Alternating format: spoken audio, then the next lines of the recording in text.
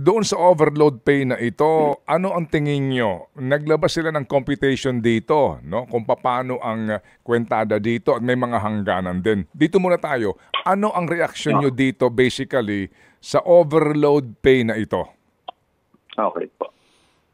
Ang computation for overtime pay po ay nasa pamantayan ng nakata na 25% of the salary ng teacher. Pero sa realidad po ay pahirapan pa rin kung paano makukuha ng guro. Dahil una po, hindi malinaw yung implementasyon. Nagkakaroon ng iba't ibang interpretation at ang worst po doon, wala pong pondong nakalaan pa.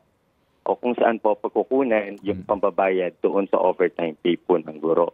At marami din po sa mga kasama natin, especially sa mga AON school, hindi po aware doon sa memorandum.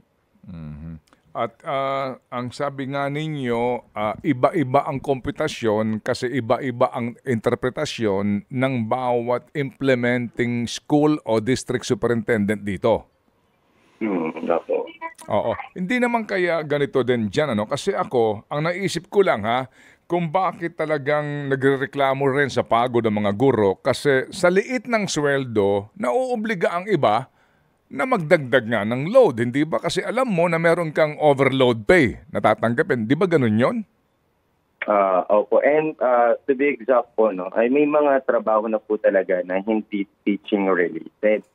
Although may ginawa po ang ating kagawaran na ipasa na yung trabaho hindi pang guro doon sa mga administrative officer or admin staff. Mm-mm. Pero dito po sa actual, ang nagiging problema natin, nagkakaroon ng phenomena na aalis ang mga admin officer or admin staff dahil hindi po nila kayang trabahuin lahat yung mga teaching, unrelated teaching task na pinunta sa kanila.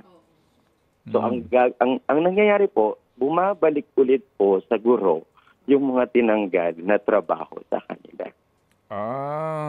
So ito ngayon ang nangyayari dito nga sa sinasabing solusyon para mabawasan ng administrative work ang teacher, kumuha na ng mga AO ang iba-ibang mga eskwelahan? Meron po actually, meron na, pero kulang po sila dahil dun sa tinanggal na trabaho mula sa guro, unrelated teaching task mula sa guro.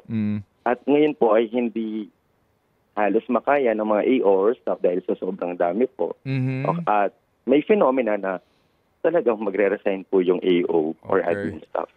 Ted Filon at DJ Chacha ngayon nasa Radyo 5 92.3 News FM Monday to Friday 6 to 10 a.m.